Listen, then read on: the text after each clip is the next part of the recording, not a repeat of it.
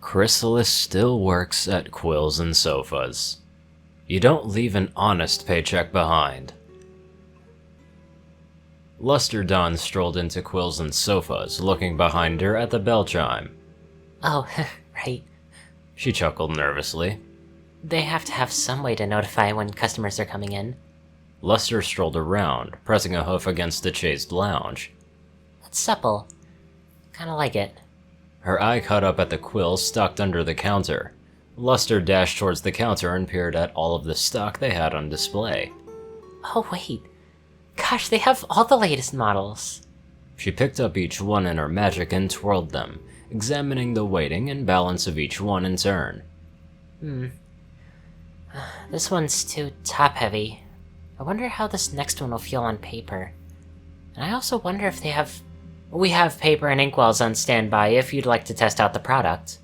Luster Dawn glanced up at the somewhat familiar greenish-blackish blob, and then back at the quills in her glow. If it wouldn't be too much trouble. She looked up again at the changeling, who reached under her end of the counter and pulled out a ream of paper and an inkwell.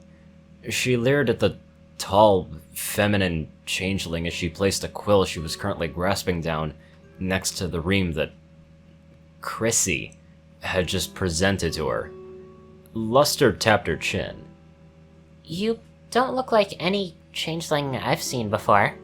A sickly green shine emanated from her gnarled horn, as a similar sheen encased in a well-constructed small box behind the counter. Said box placed on said counter. That specific quill has several optional nims that you can attach for different visual effects in your horn writing. Chrissy presented with a smile. It will make you stand out from the crowd. Luster Dawn wasn't exactly listening to the sales sling right now as she stroked her fiery mane. You're too tall to be Ocellus. She looked to the side. At least in her natural form, but I don't remember Twilight mentioning her working as a sales sling. Luster looked at the changeling, the practice smile losing its practice, and its smile, before she looked down. Pharynx? No, he's too militant. Thorax? Yeah, I could see him working at this kind of establishment. She looked up and smiled. Are you King Thorax? Chrissy's eyes popped open as she snarled and slammed down the counter. You confuse me for that traitorous false resent again, and I will make sure that you end up worse than Fizzlepop Berry Twist. Luster watched as Chrissy's form expanded and contracted with her beneath, the associate seemingly lost in a time long past. The gears ticked in her head as Chrissy straightened out her vest and hair, as well as fixed the crown on her head. The crown. The crown. The crown. Luster put a hoof in her mouth. Oh, my stars. You're Queen Chrysalis, aren't you? In the flesh. Chrysalis growled before she tapped on the box. Now, if you'll allow me to continue attempting the upsale, we can go on with our... Oh, no. Luster's body twitched. She paced around. Oh, no. No. My first day in Ponyville, and one of the greatest equestrian foes is here. Luster pressed her eyes shut. Is this a test? Oh, no, this must be a test. She looked at Chrysalis, currently lightly tapping on the counter. Is this a test? Chrysalis sighed. The only thing you're testing is my patience. Now are you buying or not? She tapped her forehead. Not that that's an issue. Please, take your time. Should I leave? Twilight told me about stranger danger, but she's not exactly a stranger. She is dangerous, though. Very. Luster rubbed her muzzle.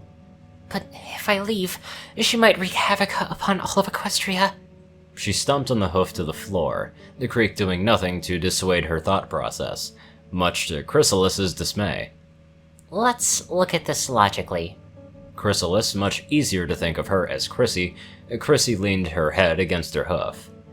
If I were to wreak havoc on Equestria, what possible scenario would involve me Working at Quills and Sofas.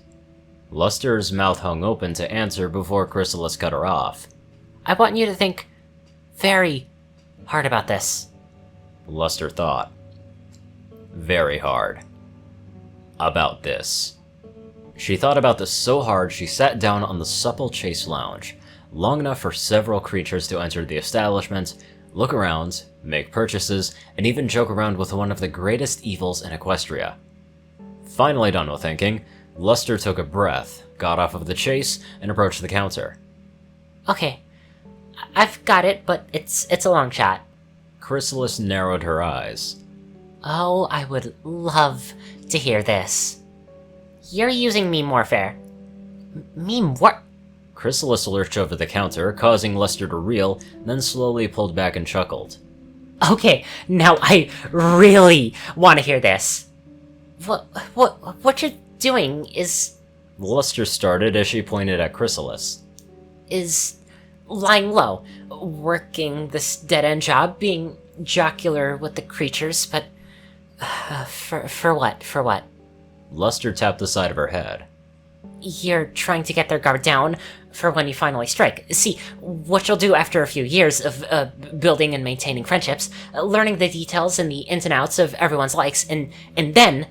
Luster slammed her upper body onto the counter, hoping to cause Chrysalis to flinch. Chrysalis didn't flinch. Well, she can't stop now. Luster was on a roll. Then, you'll lead a counter-revolution against Princess Twilight to seize control of Equestria right from under her muzzle.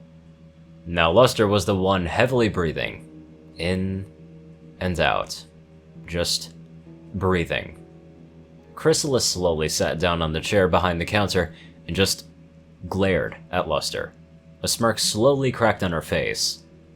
You know, Chrysalis said as she wagged her hoof at the absolutely certain young unicorn.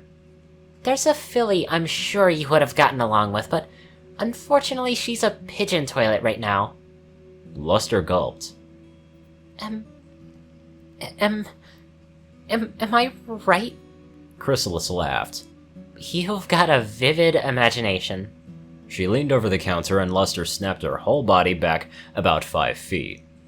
I'm here on work release because Davenport can't run the store without me. I get turned back to stone every night after my shift. So, Luster scratched the back of her neck. You're here to sell quills and sofas? Chrysalis nodded. Oh, okay. Luster took a deep breath, then grasped the quill that she was looking at earlier. I'll take this then. She blushed. And the Nim set, for wasting your time and patience. A wise choice. Chrysalis said as she placed Luster's purchase in a brown paper bag and hovered it over to her as Luster hovered over the bits onto the counter. It was nice to meet you, Chrysalis.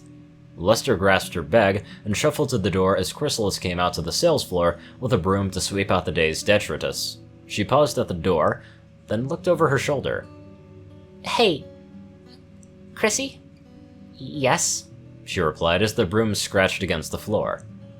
I'm new here, and I don't know that many creatures yet, so I was wondering if we could be friends? I don't do pastel.